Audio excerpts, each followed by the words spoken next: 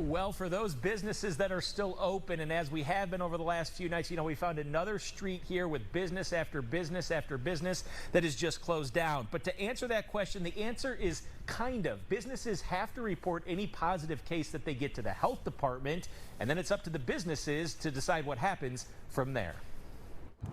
With the current situation Summit County is in, Dr. Phil Bondurant with the health department says it's safe to assume any essential business still allowed to operate. Potentially, you could be exposed to coronavirus in those facilities. And that can be said for pretty much anywhere in the state you can still go to. Bondurant says any place can be a hot spot, and we may not even know it yet. We're not so much concerned about where an individual worked as much as we are the social component of people changing behavior so that they can protect themselves, protect their loved ones. Governor Herbert said today businesses must disinfect if an employee tests positive for coronavirus.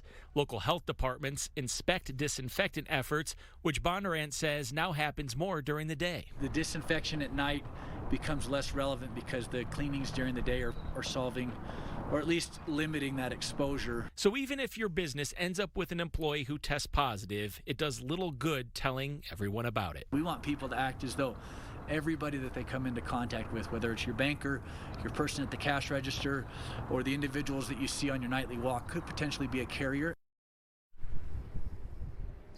So back out here live, as we see so many times right now, the dark, empty street. And the bottom line here is don't expect businesses to be calling themselves out. However, any positive employee would be included in those health department daily update numbers that they constantly give. Now, I've also been talking to the governor's office throughout the night, and they tell me that there's going to be some updated guidance coming out soon with some of those directives to the health departments on some of their enforcement efforts. So we'll certainly keep an eye on that. Guys, back to you.